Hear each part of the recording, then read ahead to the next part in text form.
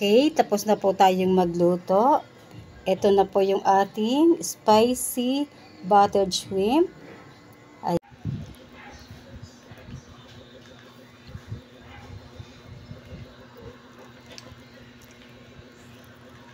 Yan, magluto naman tayo ngayon ng spicy buttered shrimp. Ito. Bali, nahugasan ko na to kanina pa. Nalinisan ko na to ng mabuti. Kaya, ayan, mag-uumpisa na tayong maghanda ng ating mga sibuyas at bawang. Okay, ito na yung ating bawang.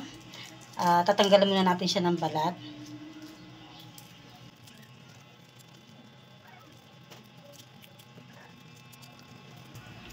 Mga isang buong bawang yung ginamit natin.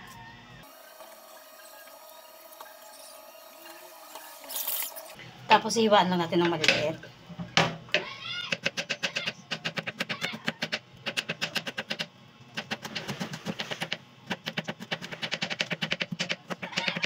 Yung sibuyas, gayatin na natin.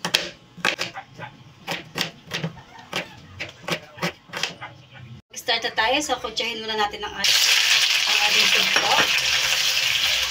Ayan.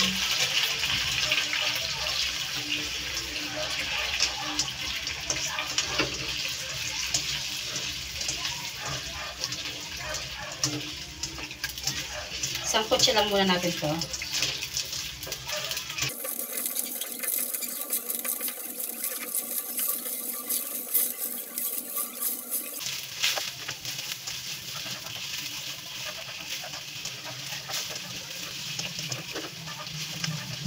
Ayan, okay na to. Kaya, itatabi muna natin.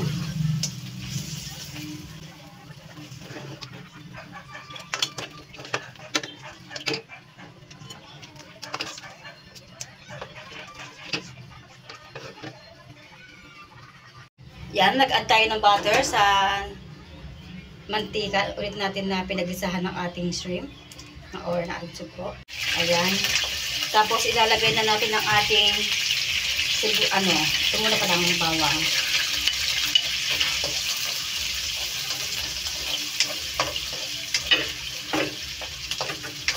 Hinaan ko lang yung open ko. Then next, itong ating sibuyas.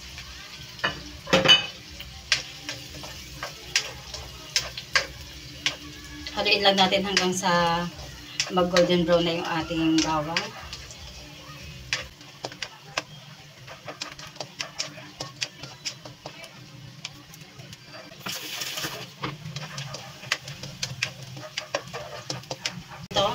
Pwede na natin i-add ang ating oyster sauce. Ayan.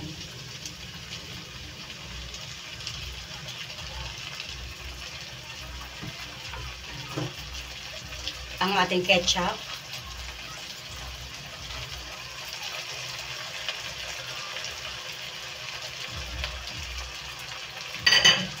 At magdagdag din tayo ng chili powder.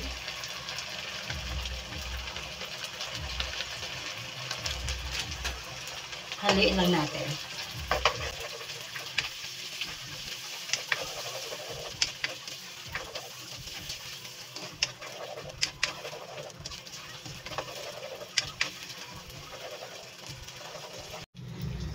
Ayan, okay na tong ating ingredients. Kaya, i-add na natin ang ating shrimp. Or ang ating sugpo. Haluin lang natin.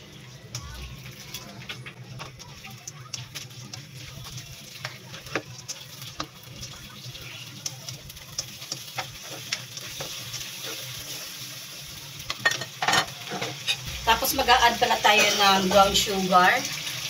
Bali, isang kutsarang brown sugar. Pambalansin natin sa ating panlasa. Ayan. Pwede rin naman hindi na kayo mag-add ng sugar. Depende sa mga panlasa nyo. Kasi gusto ko kasi medyo may konting tamis at konting anghang. Ayan.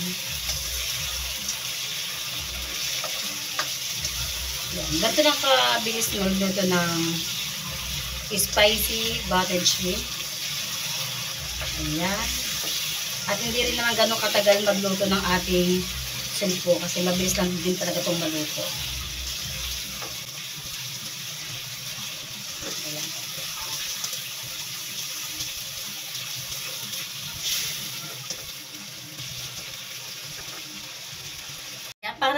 konting arte naman ng ating buttered shrimp. Lagyan natin ang dahon ng sibuyas.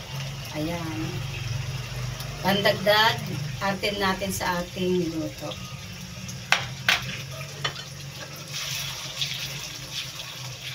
Konting halo lang din. Ayan. Okay, ito at tapos na yung ating buttered shrimp, spicy.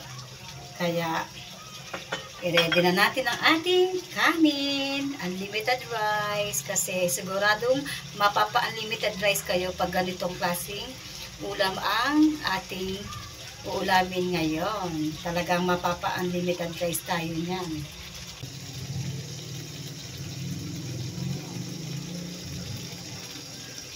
Okay, luto na yung ating buttered shrimp. Ayan.